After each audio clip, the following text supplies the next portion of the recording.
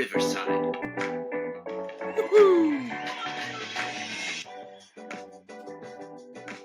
Star White, welcome back to Teachers Change Lives podcast for 2025. Mrs. Angel, hello. Good to be back. It is wonderful to be back for Teachers Change Lives podcast 2025. We're back for another year. Who thunk it? Who thunk it? And yet here we are. I don't know, season. I'm gonna say 9. I don't know. We'll clarify that when the first episode's released. Probably should have looked into that one. But it is, regardless of what season it is, it is the season of the Southern Hemisphere coming back to school for the year. So it's school in kind of season down under. Mm-hmm. How has let's go to the holidays first. How was your preparation and recovery time? Preparation and recovery time was top shelf. It was great. I had a lot of fun, a lot of family time, which was wonderful. Got away, soaked up a lot of rays, lots of beach time on the edge of the bay, on the edge of a lake. Lots of different things were done. It was great fun. It was really, really good time to step back, recharge the batteries, and fire up for a new year. How about you, Mrs. Angel? Mine was also glorious. It was a bit different for us here in Brisbane as well. We didn't go back up home to Central Queensland for Christmas for the first time in I'm nearly going to say forever in my adult life. Yeah. I think with one exception in the last 25 years. And so everybody came to us, which was fantastic. Turns out you don't realize the toll that the travel time, the pack in the car, the drive, the spending all of the time in the car going around to see everybody and then coming home and the unpack. So not having to do that, it felt like there was a longer holiday because we spent more time being able to lay beside our pool and so I felt unwinded more quickly, I think, this time, which was great. Yeah, great. That's an interesting take. I haven't thought about it that way, that if you're hosting, you don't have to travel. But I'm sure there are other pressures that come with hosting at Christmas. Yeah, well, you know what? This podcast, believe it or not, helped with that. Because all helped with all sorts of things. All sorts of things. Didn't help with that rash that you had, though. But anyway. Well, the cream stopped working. Well, anyway, because all of our talk about preparation and time-saving techniques actually helped me to be meticulously organized. Obviously, it didn't go off without a hitch, but did lots of pre-planning. When my big sister came up for a visit a month or so before Christmas, we actually planned out everybody's entire stay, what we were going to eat, who was going to be cooking what, so that we weren't doing the big cook on Christmas Day. And we were able to just put in one big massive Woolies order, and of which was delivered. And so it wasn't, none of us had to go to the shops, which was amazing. It's so great to not have to go to the shops at Christmas time. Anytime, especially. That is Christmas the thief of joy, isn't it? Oh my God. Having to go. I lost about 2 seconds. Yeah. So the big shopping centre near me is called Southland. I can't handle. Yep. It's too much for me. There's too much movement, action. I can't think straight. It's designed for brains that aren't mine. That place. I just explode. I can't handle without a drink or two. Yep. and then you become the drunk guy at Southland. So you're asked to not come back. Yes. Although it is lucky that I become witty and charming when I drink, so it's not too much of a problem. Who told you that lie? I don't know why they kicked me out. I don't know why. I thought it was constructive criticism, but apparently not. So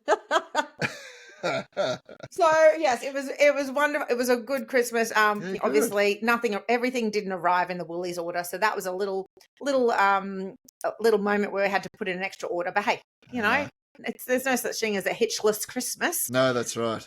Now our sponsors at Coles will be happy with that. Just jokes. Drake's Supermarkets. Just jokes. They'll never let you down. Well, you can email us, Drakes, at Teachers Change Lives podcast. Yeah. All right. Hello. Shout out for IGA. Very good. Excellent. IGA, exactly. We're open. We're a blank canvas right now. Whoever would like their logo put on the corner, we're ready to sell our souls to anybody. We are. But we're doing it for good reason. Why are we here? Thanks for asking, Mr. White. Yes. We're here because we love education. We love educators. We're educators ourselves. We recognise that it's a difficult time in the world right now with a teacher shortage, and we just want to remind our fellow teachers and fellow educators and fellow humans how important the job of being a teacher is. And we're going to talk about all the good bits.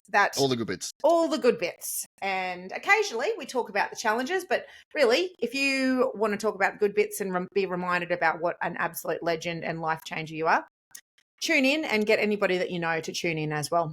Damn right, damn right. And we also, as you said, give some tips and tricks on how to deal with the crap side of being a teacher. And there are a couple of little things, but overall, teaching's fun. And it is great to be back in the classroom. I had all these whitey wisecracks that I'd saved up in my head over the last 6-7 weeks, and it was just great to be able to, have a live audience again. I've been standing in front of a mirror for the last 7 weeks, just testing them, and it's I laugh typically. Yeah. But it's just one person laughing, and it's just no substitute to have 25 captive members of the audience who have no choice but to sit there and copy your rubbish. So with no further ado, let's do a wisecrack. Yeah, all right, Whitey's weekly wisecracks. What do you got, Mr. White? Very good. So yes, we're big on safety at my school, and we had a fire safety course that we had to do, and part of it was an oral test at the end of it where you had to respond. And they asked me what steps I would take in the event of a fire. Apparently, bloody big ones is not the correct answer.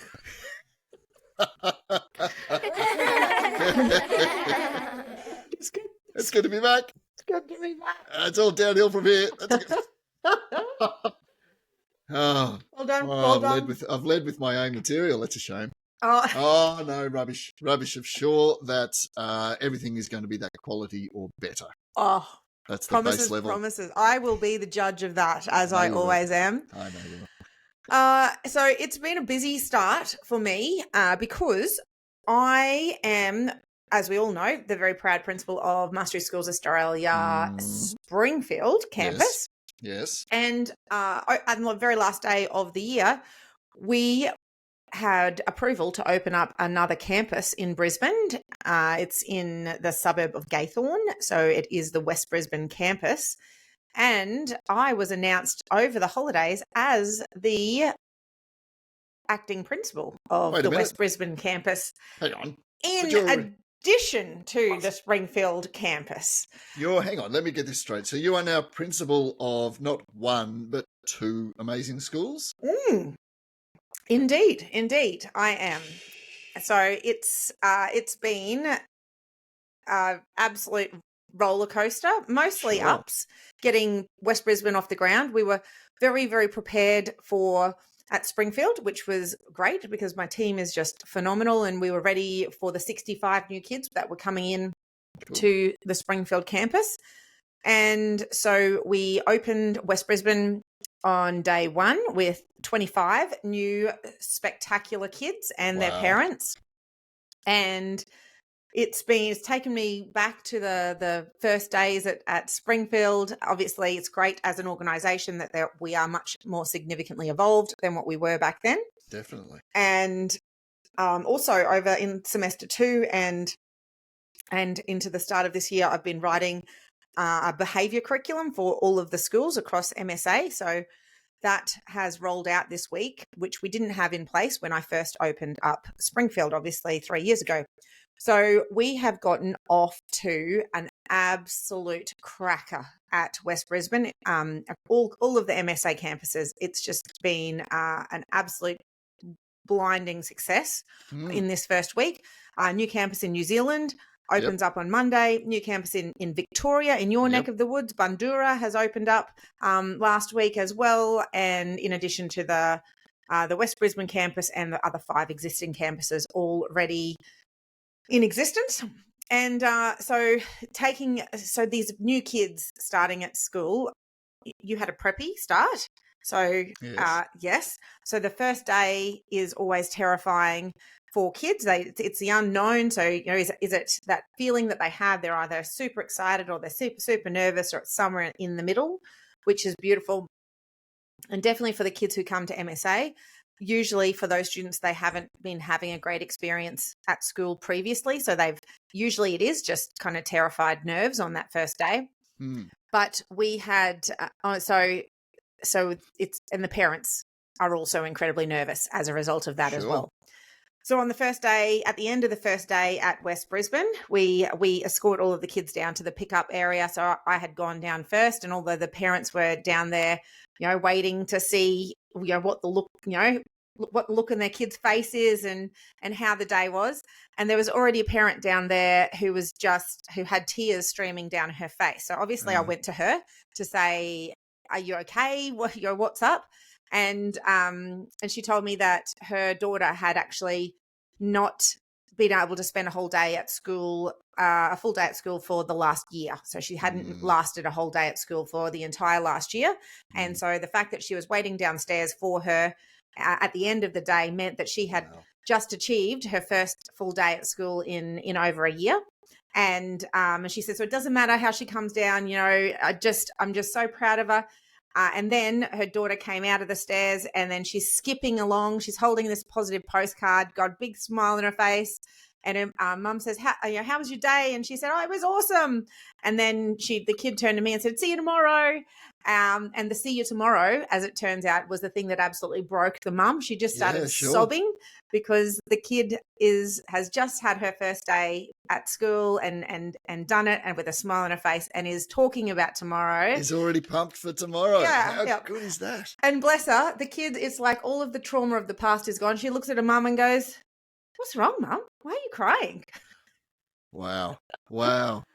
It really is so challenging for families who have kids who just don't fit in the normal school system and are struggling. Yeah. And it is such an amazing thing that you and your team and MSA do. Although I do think that you're going to have to change your name now, because now you have a campus in New Zealand. You're going to have to change it to MSI. Oh, MS International. Yeah. Yeah, nice. Well, it's actually MSNZ, and the MSV is Victoria, because apparently Victoria is a system all on its own. It's not part of Australia. Victoria. That's probably true in many facts. Yes. Well, we saw that during COVID, didn't we? But we don't talk about COVID because the trauma is still there. The trauma is real. Too soon, Reece. Too soon. Sorry about that. Yes, it is. It's and there's a saying: you're only as happy as your saddest child. And I get a real insight into that during all of the interviews that I do with these amazing kids and their families, and was really evident on day one then with that beautiful mum and the daughter. And she was back the next day, and I can confirm that she didn't just have one good day. We had a public holiday on Monday, so she had 4 amazing days, skipped out with a smile on her face every one of those days. She's just had her first full week at school in over 3 years, I believe. So back to back days, which is very, very, very cool. That is amazing. Can you just give yourself a round of applause for you, the child, the family, the school and your team? That's amazing. Let's hear it. Yes. It is. It's very cool. Absolutely it is. And part of what we're trying to do is keep teachers in the classroom. But obviously we're trying also to get students into the classroom and keep them there, because that's where the best learning happens. That's where the environment is that we create in order to educate these students. And it's fantastic that you've got this kid who hasn't been to a full day of schooling for over a year and now has just nutted off 4 in a row. It's amazing. Yeah. Yeah, it's like amazing. It never even happened. It's like the trauma of before didn't exist, and it's just getting done now. It's spectacular. It's very, very cool. It's very cool. I'm tearing up a bit. Bless you. I am a little bit. So let me get this straight then. Okay, so you finished school at the end of last year, and being a principal, obviously that there's a fair bit of work to do after the school year. Okay, and you've got 65 new kids coming into your school. Yes. You've now got another campus. Yes. Of which you're principal. And you're opening up schools everywhere. And you hosted Christmas. Yes. You, Mrs. Angel, are an absolute legend. That is an amazing series of achievements. How about you give yourself a round of applause if you can find the button, because you're notoriously bad at driving the bus here, but I reckon you can do it. Come on, let's do it. Here we go. Oh my missed goodness. We have descended into talk show radio. Not talk show, drive home radio. Yep. There you with go. the bells and whistles. But, seriously, hats off to you, Shaz. That is a series of amazing achievements. Yeah. Long may they continue. And look, MSA obviously kicking goals, and Victoria now, MSV, and MSNZ. That is incredible. Very cool, isn't it? Really very cool. is very cool. Stay tuned for more popping up in your local area as well. Yes. And I forgot one thing as well, writing the behavioural policies. Behaviour curriculum, yes. Curriculum. Yeah, not policy, curriculum. Absolutely. Yeah. So you've got to write not just what it is, but also how to teach it. Yes. Amazing. How to teach it, how to teach the staff, how to teach it, what resources we're going to use to teach the kids how to do it. I love it. It's been amazing, and we'll really unpack that as we see how it's going. Yes. And I would love to reflect with you a bit about what we did and what's a part of it, and what bits are really working, and we'll do that in further episodes probably. But I did want to, it hasn't all been smooth sailing, as it never is in education, obviously. So I do want to share this little teaching tale with you that came out of Springfield. Teaching tales. Dun, dun, dun. So we do the getting to know you activities, obviously, to groups form, storm, norm, perform. And we're forming those groups right now. So the teacher is modeling getting to know you activities. So she did 2 truths and a lie. And she said to the class, grade 4 to 6 class, so a junior class, she said, all right, these are the 3 things. You've got to work out what are the 2 truths and what is the lie. She said, number 1, I own a bird. Number 2, I am a pro wrestler.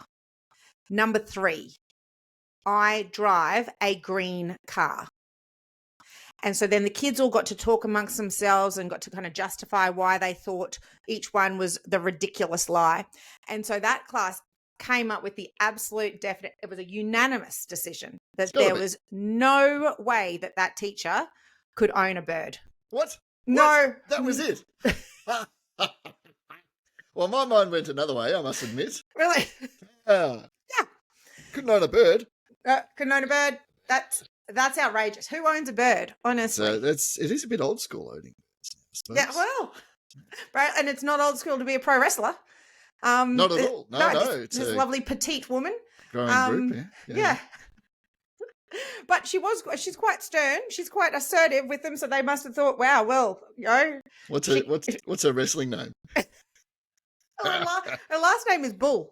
We got the Rock, the Undertaker, and the Bull. The teacher. And the Bull. Oh, the Bull. Yeah, of course. Well, that works. And she's petite, is she? Yeah, yes. The Bull. Sure.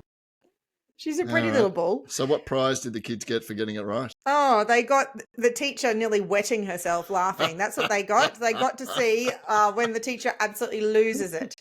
Oh, it's a green car, though. Oh. Snotto. Love it. Spectacular. It is good. I love that. They can be dangerous, those 2 truths and a lie. They really can. They can. And it definitely needs to be modelled first for the kids, because you don't just don't do random non-volunteers for that one and share live. You really want to help them to shape up what they could be saying. I like that. You don't want random non-volunteers. No.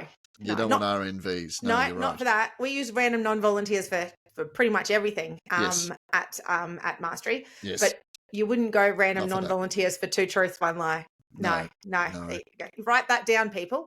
That's a little nugget of gold right there. That goes straight on the top of your planner. Yes. Of your yearly planner. That's a first note that you write. Excellent. So tell me, what classes have you got this year and what's the planning? That. So we've talked about our recovery period, and I did shut my laptop for 2 full weeks, by the way, and didn't open it for 2 full weeks. So I definitely got some great recovery time. Well done. So what about the preparation? What have you done to get yourself in the right headspace for school and switch everything back on? Yep. Give us some of your tips and tricks. Well, I like doing I like a bird's eye view of things. So what I do with I've got a Year 11 geography class. What else have I? Year 7 English, Year 7 and 8 geography as well. So what I like doing is making a plan, a lesson by lesson plan. And it gives me a bird's eye view of where we're going and what we're doing. And so that's the first thing I do. And then I work backwards. You start with the assessments. And for the senior years, makes more sense. You start with the assessments and you work backwards because obviously you've got hard deadlines that you need to meet. And so I design in reverse, and that's the way I go about it. And it really does help make sure that I'm always on the right track and I'm always focused on what I'm trying to get out of the students. I'm very lucky this year. I've got double lessons every Wednesday. So I'm going to use that time as a skills boosting double and a test every week. So a weekly test on the material that they've covered and a skill builder as well. So some retrieval practice, which is retrieval fabulous, practice, that's right. All very much underpinned by science, which is fantastic. What do you mean by skills builder? Skills builder. So for geography, there are a lot of skills that you need to master, and so it's going to be a lot of mapping, a lot of reading maps and data, interpreting data, and then synthesizing data in order to make an evaluation and come up with a plan, a response to the issue. So, for example, we're doing hazards and disasters to start with. There's a lot of that going around in the world. And we actually do look at bushfires. So LA is very interesting. Western Victoria is very interesting at the moment. So we start with that sort of thing. And with that, there's a lot of skill building that you need to do. So, for example, fire spreads more quickly uphill. Did you know that? I absolutely did not know that. So the speed of a fire will double for every 10 degrees elevation. So the more it goes up, so a fire will burn quicker going uphill than it does going down. And that you know this intuitively, because if you strike a match and you put your hand next to the match, it's not that hot. But if you put it above the match, very, very, very hot. And it makes sense actually, because then if it's the tops of the trees that are on fire and then you're here, then there's going to be other trees here to then be able to, as it's going up, but down, if they're on fire. So yes, it does make sense. But I actually had never really thought about it, but it does make sense. Yes. And fires create their own weather system as well. So if you get a big bushfire, all that hot air, what does hot air do? Expands. It expands, becomes less dense, and therefore rises. And so you get wind rushing in from the side. So you get cooler air coming in from the side below, which can actually feed the fire. Because fire requires oxygen. Yes. So that's all that sort of stuff. So they're very, very in depth. But we also look at maps. So what I was saying is you need to be able to read a map and predict where the fire will go and how fast the fire will go. That sort of stuff. So we do a lot of that with skill building. So a lot of it is based on learning the stuff specific to that discipline. So in this case, bushfires, but also mapping skills come into it. The ability to synthesize a range of data and all that sort of stuff. So that's what Wednesdays are going to be. So we're going to be definitely drilling into that skill building and having a lot of fun. I like having a double that is predictable. I love that you've got a double, because other people would not necessarily look at that so positively. I say, how am I supposed to work it with a double? Kids can't concentrate for that long. That's a waste of an extra period. That is the opposite side, opposite way of looking at it. It's a pedagogical challenge, certainly. Yes, but you can't just keep on trying to do what you would always do with it. And it is, but you've looked at it in a different way that's going to really actually work for the kids and for you to capitalize on it and see it as a real positive. Yep, and we've spoken about it as a class, and I've sold it. I've told them why this is great, and we're very lucky to have these timetabled in for us. And so they're looking forward to it as well. Yeah, that's great. And so it does, once you start, you've got to build momentum. And so that's a really good way to start doing it. So I'm Good pumped. So stuff. yeah, look, I think the best tip for any teaching, as I've said in previous podcasts, is what I do.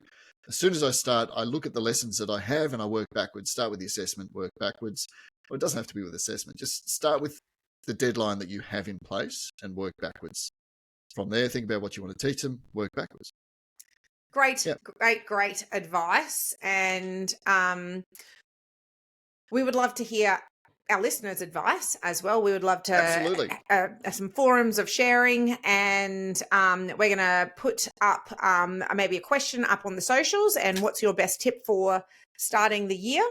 Yes, good one. Mr. Whitey has kicked us off so far. So if you're listening in, get onto the socials. We've got our old Facebook and Insta on Teachers Change Lives podcast. Yes. And we are occasionally on the Tickety Talk, but honestly, who's got time for that? The Tickety Talk. Yeah. I don't know who. My social, my time on the socials has reduced over the years, and I'm at a point now where I maybe look at one of them, but that's sort of it. But hey, get into it. Get into Teachers Change Lives. if you're listening or you're engaging in one thing, make it this. Make it this thing. Make it this thing. Yeah. This is the thing. This is all you need. Everything else is peripheral. I love it. Yes. Or you can just drop us a line on email. Absolutely. And our email address is teacherschangelivepodcast@gmail.com. Oh, Mr. White, you haven't lost it. You are deeply looking me in the eye just to get some affirmation here. Yeah, you're doing good. You're doing good. We didn't even prep for that, and nailed it. No. Well, we are in our third year now, so I should maybe be able to know. remember. Yeah, I should. But send us in, your tips and tricks for starting out the year. That's just based on curriculum, but there's so much different stuff. Like, how do you get to know the kids' names? Yeah, like, I remember a tip that you gave. Might be a time to refresh this. What's your 2-minute rule? That's to really get to know the kids. The 2 for 5. So definitely, at the start of the year, you're going to have one week in, there's going to be kids who you've just deeply connected with straight away. And there's going to be some other kids in the class who are a lot harder to get to know. And so with those kids, you do 2 for 5.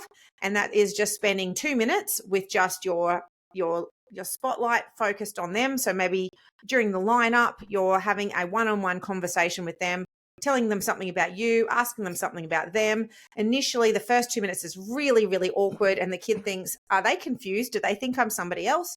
But if you do it for 5 days in a row, the kid just gets used to the fact that we converse now and that this teacher does really know me.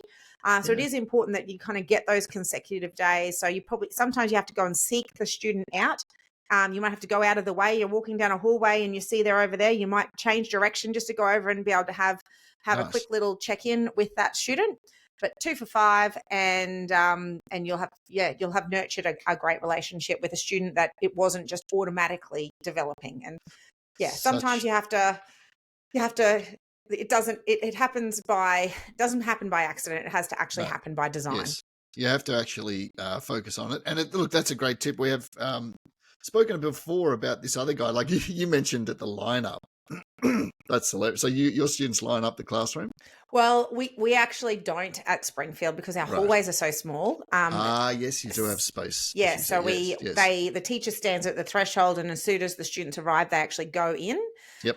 But the teacher sometimes then would, as the other students are coming in, maybe be having a conversation with one of the students as they're coming in then. Sure. So it reminds me, and we've referenced this before, there's footage of a teacher who has designed a handshake, or we assume in concert with each individual student.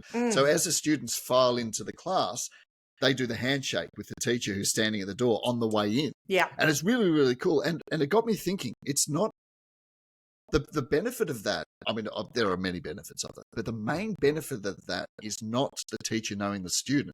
It's the student knowing that the teacher knows the student. Yes. That's where the value is, because straight away they're engaged. They're in. They go, this teacher knows me. Yeah. He knows I'm an individual. He knows, at least the handshake that we do. It's our thing. It's our special thing. It's a special connection, and that would have such positive impacts on teaching. Yeah.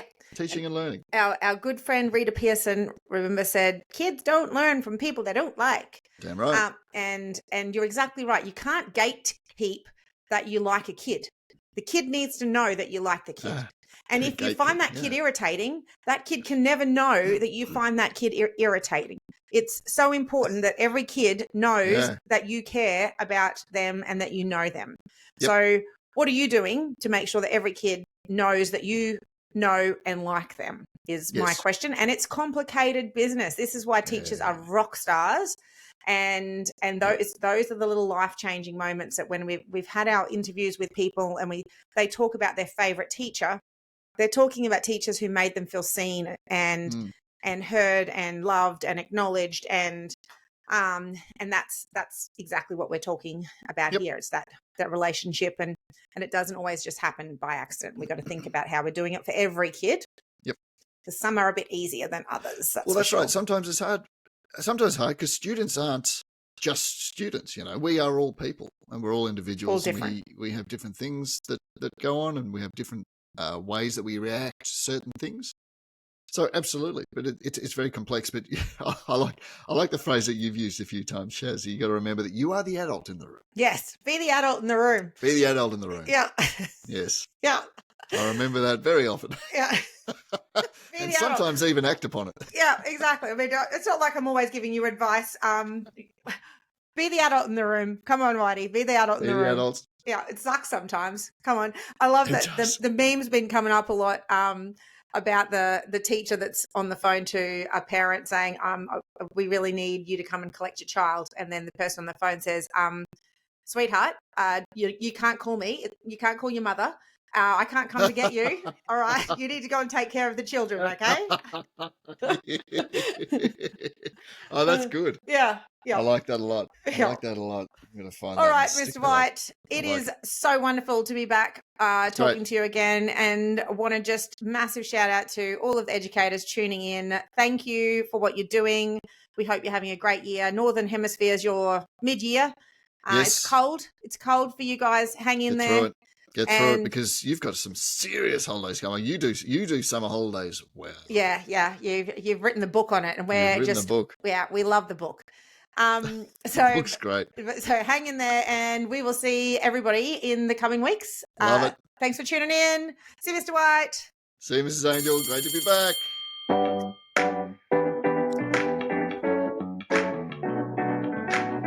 Powered by Riverside.